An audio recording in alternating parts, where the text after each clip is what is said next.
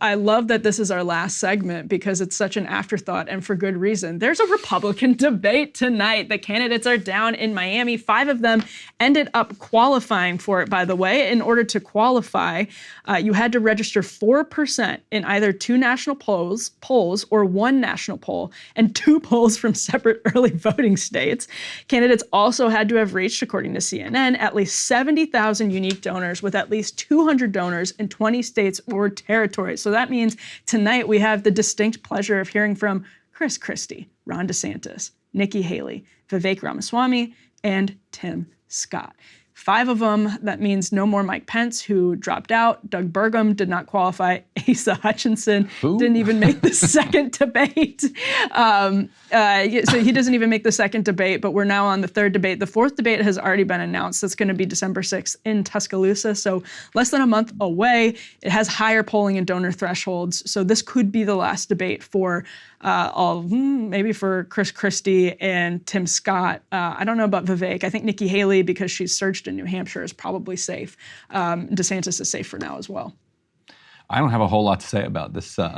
You know what? I have a lot to say about one thing, which is that the Republican Party is so stupid. And that is not news to anyone. You think they should just cancel it? They should not be having a debate with NBC News that is going to be moderated by Kristen Welker, who I think is one of the more fair members of the so-called mainstream media, but Lester Holt is on the record saying, quote, fairness is overrated.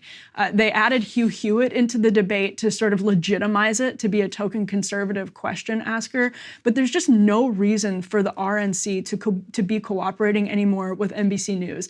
The Blaze hosted a candidate forum in Iowa in the spring that was actually like way more helpful for Republican voters at trying to suss out what the contrast is between, you know, a Trump, a DeSantis, a Haley, than any debate moderated by corporate journalists has been in years. All you're going to have is corporate moderators racing to out-condemn Republicans and to out-gotcha Republicans. And I think these candidates should take the toughest questions. They should subject themselves to the toughest scrutiny, but not under the false pretense of neutrality that Lester Holt and Kristen Welker claim. I have no problem with them being on the left. I have no problem with them being center-left. You know, they're certainly not leftists, but being sort of center-left, neoliberal corporate journalists. I have no problem with that. They should be honest with it and stop lying to voters and saying that they're fair and neutral. And the Republican Party should stop letting them do that. There's no reason to let them do that anymore. If they ever want to have a good debate, they can come here to Breaking Points, Counterpoints. They can go to do the candidate forum at the Blaze. They can figure out another way to do it, but nobody wants to see this anymore. So in the absence of Ryan having not so much to say, I just had to go on my rant because it makes me so mad. It is fun to see. I think it's useful to watch these debates just to see like what the kind of dregs of the Republican Party are seeing as potential paths forward. Chris Christie, yeah. Yeah, Nikki Haley trying to like hold on to some of that George W. Bush energy. Really fight. She seems like personally offended at the isolationism. Yes. And the kind of selective anti-war posture that has become resonant within the Republican Party. And so watching her fight that, and then. But who on that stage is she going to fight with? I mean, Vivek, maybe? Maybe Vivek, yeah. But I mean, at this point, why? Well, she doesn't seem to like him, for one. They seem to, absolutely detest each other. So that makes it more enjoyable to watch, too, because they really do seem to not like each other. I'm very glad that both Tim Scott and Nikki Haley are on there, because I want to hear more about those curtains that Tim Scott was so mad at Nikki Haley for allegedly purchasing for her United Nations residence or whatever. Yeah. The fact that he brought that up in that debate suggests that there is a level of animosity that you can only appreciate among politicians who've known each other for decades. South Carolina Republicans. Just rivals, and forced to be in the same rooms. Yeah. And on the same team for decades while not so secretly hating each other and undermining each other and knifing each other? Or is it easier for them to fight about drapes because they know they're going to have to get along down the line? So they will do this theatrical debate about drapes. I think you're right in this case that there's actually like this simmering animosity that's been there for a long time. Didn't she say bring it, Tim? She did. She said something so ridiculous. But that's the thing when you mentioned the point about Nikki Haley's neoconservatism. Donald Trump isn't on the stage. I mean, we should have started this segment by saying this is a debate. He's on stage in his avatar of Vivek, right? Yeah, exactly. And that the fact that they'll all just be arguing against Trump instead of each other because the leading candidate by a wide margin is not even on the stage. And so again, NBC News is moderating this debate, hosting this debate, putting all the money into this debate for money and credibility. And Republicans are just giving them both of it, despite talking constantly about how NBC News should be less powerful and is lacking in credibility without even having the leading candidate on the stage. Like, there's just no reason to be doing this at this point if you're just going to let NBC News trash a bunch of Republicans in front of the country in a way that's not productive to Republican voters who this is for. Republican debates are for Republican voters to decide which candidate they want to go for. And I don't think, no offense, Lester Holt is the most qualified to help them make that decision at this point. And I wonder if this were a Democratic debate, if NBC would be,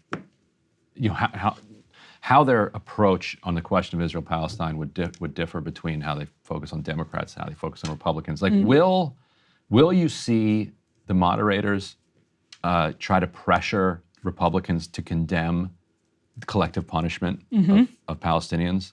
Like, there's no question collective punishment is going on. They have shut the water off. They have stopped food and other supplies from getting in. Like, that's happening. By their own admission. By their own admission. Yeah. And they say that they've given reasons why they're doing it. Does not make it comport with international law. Right. It is, by definition, collective punishment.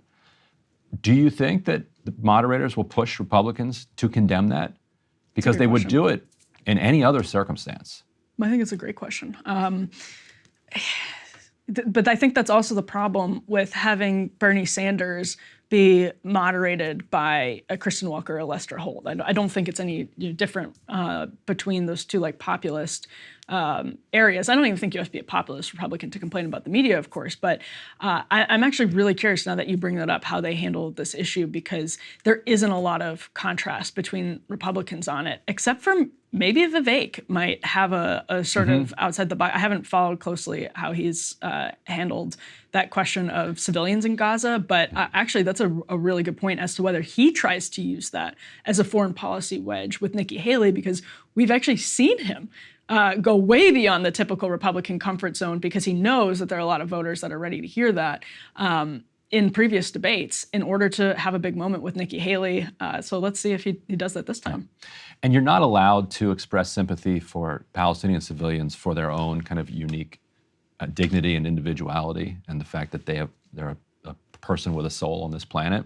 What you can do, though, and what you'll see a lot of politicians do, is say, it's bad because A, it's going to create future terrorists that will produce blowback against us, and B, it tarnishes our good name, our kind of ethical standing in the world, because if the gap between the values that we preach and the values we practice gets too large, then Russia's gonna and China are gonna rush right through that and do barbaric things. You can't condemn our own barbarity, and you can't stand up for the dignity of people just in their own right, but you can maybe kind of do a bank shot. The Democratic senators we played earlier in the show immediately pivoted to the abstractions of sort of Iran being the puppet master that's also tied in with Putin. And by the way, I think there are serious concerning ties between all of those countries, but it's easy for them to use that to just demand more money under this sort of national security blackmail, which, by the way, they're also doing with Section 702. Maybe we'll cover that next week. But the Biden administration is freaking out about the bipartisan reform efforts that Ron Wyden and Mike Lee are behind on Section 702. They do this all the time with national security issues. They try to scaremonger people into giving more money to Ukraine, to Israel, to 702, and to giving up their privacy rights. It's just absurd. It's absurdity theater. Yeah. But the media falls for it, to your point. But I can't wait to watch it. We're not doing a debate special tonight. Really no need. Again, the leading candidate's not in it. Very sorry about that. We just couldn't get it together for that. You can follow Ryan on Twitter, though, for his stream of consciousness as he absorbs this incredible conversation between Republicans. You know what time it is? Is it 8 o'clock? It's an 8 p.m. one, yeah. That's right in the middle of bedtime, so I might have to DVR it and then live tweet the DVR'd version. Also, by the way, it's co-hosted by Salem News and the Republican Jewish Coalition. So your question about how NBC at a debate co-hosted by the Republican Jewish Coalition, do they give a question to the RJC? Do they ask a question on behalf of the RJC? And then how do they kind of balance that? If they purport to be neutral, which obviously we know is a lie, but if they do, how do they balance that with questions about civilians in Gaza?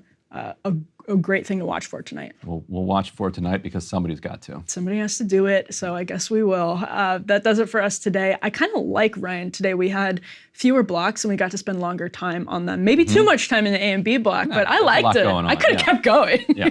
For sure. Well, yeah, that does it for us on today's edition of Counterpoints. Make sure to subscribe to the premium version of the show. You get the full version, no commercials, full video to your inbox. If you don't subscribe premium, we release about 3 videos a week from Counterpoints. So if you want to see the full video version of the show, make sure to subscribe. Make sure to subscribe to premium, subscribe to the channel. Just appreciate you guys watching. BreakingPoints.com. That's where you can do all that. That's right. We'll see you guys soon. Sounds good. Hey, if you liked that video, don't forget to hit the like button and subscribe to Breaking Points. If you want to see the rest of Counterpoints, go to BreakingPoints.com to become a premium member and get the full uncut show every morning in your inbox and on Spotify. Help us build independent news and get the full show every morning at BreakingPoints.com.